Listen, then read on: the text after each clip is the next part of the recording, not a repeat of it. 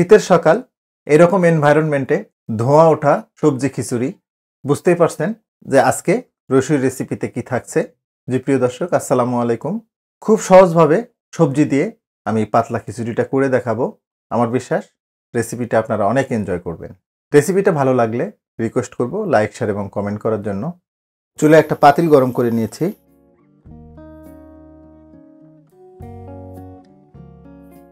$50 ml মতো রান্নার তেল দিয়ে দিলাম। 3-4টা পেঁয়াজ কুচানো দিয়ে দিচ্ছি।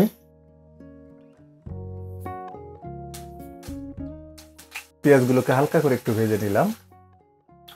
1 টেবিল চামচ আদা বাটা দিয়ে দিচ্ছি। 1 টেবিল চামচ রসুন বাটা। আদা রসুনের কাঁচা গন্ধটা চলে যাওয়া পর্যন্ত এগুলোকে একটু ভেজে নিলাম।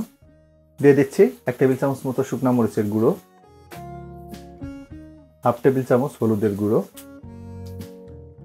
1 চা চামচ জিরার গুঁড়া, 1 চা চামচ ধনিয়ার গুঁড়া, 1 চা চামচ গরম মশলার গুঁড়ো দিয়ে দিচ্ছি।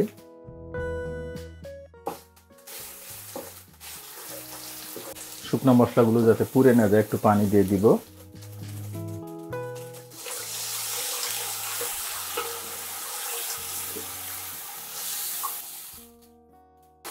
এক টেবিল চামচ মতো লবণ দিয়ে দিচ্ছি।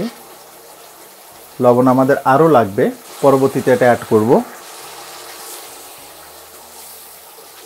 মশলাগুলোকে একটু কষিয়ে নিলাম। 500 গ্রাম মুরগির মাংস দিয়ে দিব।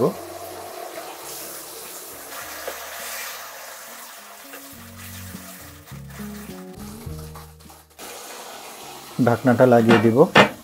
মিডিয়াম হিটে মুরগির মাংসটাকে 5 মিনিট মতো কষিয়ে নিব। মিডিয়াম হিটে মুরগির মাংসগুলোকে 5 মিনিট মতো কষিয়ে নিলাম। দেখুন মুরগির মাংসটা থেকে অনেকটাই পানি ছেড়ে দিয়েছে। এখন এখানে দিয়ে দিব 1 কাপ মসুর এবং মটরের ডাল, দুটোই আধা কাপ করে আছে। এগুলোকে ধুয়ে খুব ভালোভাবে পানিটা ঝরিয়ে নিয়েছি।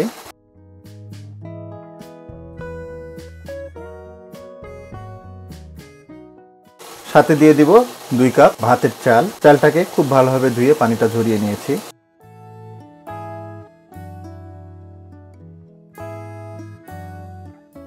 মুরগির মাংসটার সাথে চাল এবং ডালগুলোকে একটু ভুনে নেব। চাল এবং ডালটাকে মুরগির মাংসটার সাথে প্রায় 5 মিনিট মতো আমি কষিয়ে নিলাম। এখন এখানে দিয়ে দেব পানি। আমি 2 লিটার মতো পানি দিয়ে দিলাম। পানি আরও লাগবে, তবে পরবর্তীতে যখন পানি অ্যাড করবেন অবশ্যই গরম পানি অ্যাড করবে, কোনো অবস্থাতেই ঠান্ডা পানি অ্যাড করা যাবে না। আজকে পাতলা খিচুড়িটাতে আমরা টোটাল 8 রকমের শাকসবজি ব্যবহার করব। শুরুতেই 1 কাপ গাজর দিয়ে দিচ্ছি। 4টে নতুন আলু এভাবে ফালি করে নিয়েছি। 1 কাপ মতো লাউ দিয়ে দিচ্ছি। এটা একদম কচি লাউ। মিডিয়াম সাইজের একটা ফুলকপির অর্ধেকটা দিয়ে দিচ্ছি। 1 কাপ মতো শিম দিয়ে দিচ্ছি। একটা বাঁধাকপি 4 ভাগের 1 ভাগ, এটাকে একদম কুচিয়ে নিয়েছি আমি। 3টে টমেটো দিয়ে দিচ্ছি। এই রান্নাটা অবশ্যই বড় পাতিলে করবেন, কোনো অবস্থায় কিন্তু ছোট পাতিলে করতে যাবেন না। যদিও চাল ডাল কম, কিন্তু যেহেতু এটা পাতলা খিচুড়ি হবে এটাতে পানির পরিমাণটা বেশি লাগবে। দ্যাটস ওয়াই ছোট পাতিলে কিন্তু কোনো অবস্থাতেই রান্নাটা হতে যাবে না, নাড়াচাড়া অনেক কষ্ট হয়ে যাবে। ঢাকনাটা লাগিয়ে দিচ্ছি। চুলার জালটাকে মিডিয়ামেই রাখবো।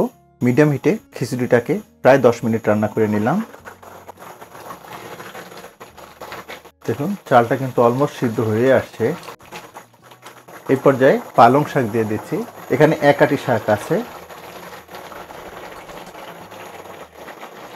সেই সাথে দিয়ে দিব 7-8টা কাঁচা মরিচ। ঢাকনাটা আবার লাগিয়ে দিব। মিডিয়াম হিটে খিচুড়িটাকে আরও 10 মিনিট রান্না করে নিলাম। তবে অফ ক্যামেরায় আমি একবার নেড়ে দিয়েছিলাম যাতে তলায় না লেগে যায়। ইতোমধ্যে সবজিগুলো কিন্তু সিদ্ধ হয়ে গেছে। পানিটা একটু কমে আসছে, আমাদের একটু পানি অ্যাড করতে হবে। এই পর্যায়ে আরও 2 লিটার মতো আমি গরম পানি দিয়ে দিব।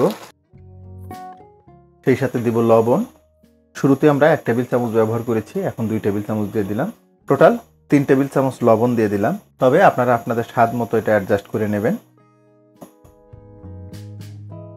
পানি কিন্তু অলরেডি আমরা 4 লিটার ব্যবহার করে ফেলেছি। সহজ ভাষায় এটা সফট হতে যতটা পানি লাগবে ততটাই পানি দিতে হবে। তো আমি ঢাকনাটা লাগিয়ে দিচ্ছি। চুলার জালটাকে মিডিয়ামেই রাখবো। মিডিয়াম হিটে খিচুড়িটাকে প্রায় 25 মিনিট আমি রান্না করে নিলাম। তবে অফ ক্যামেরায় 2-3 বার আমি খিচুড়িটাকে নেড়ে দিয়েছিলাম। দেখুন সবগুলো সবজি খুব ভালোভাবে গলে গেছে, মাংসটাও ছাড়া ছাড়া হয়ে গেছে। আর এই খিচুড়িটার থিকনেসটা এরকমই থাকবে। তো এই পর্যায়ে আমরা এখানে একটু ধনিয়া পাতা দিয়ে দিব। ঢাকনাটা লাগিয়ে দিচ্ছি আর চুলার জালটাকে একদম লো করে দিব।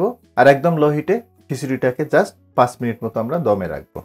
একদম লো হিটে খিচুড়িটাকে 5 মিনিট আমি দমে রেখেছিলাম। আমি চুলাটা বন্ধ করে দিচ্ছি। দেখুন কত চমৎকার হয়েছে। শীতের সকাল আর এরকম ধোয়া ওঠা সবজি খিচুড়ি, বুঝতেই পারছেন খাওয়াটা কোন লেভেলের হবে। দেখুন মাংসগুলো কিন্তু ছাড়া ছাড়া হয়ে গেছে, এতে খিচুড়িটার টেস্টটা কিন্তু আরও বেড়ে যাবে। দেখুন এবার লুকটা, এই লুকটা দেখেই বুঝতেছেন এই পাতলা খিচুড়িটা কতটা টেস্টি হবে। আশা করব এই শীতে একবার হলেও এই রেসিপিটা করে ফ্যামিলিতে সবাইকে খাওয়াবেন। আমি চেষ্টা করেছি যতটা সহজভাবে এই রেসিপিটা করে দেখানোর। আশা করব রেসিপিটা আপনাদের অনেক ভালো লাগবে। আর ভালো লাগলে কিন্তু আমার সার্থকতা।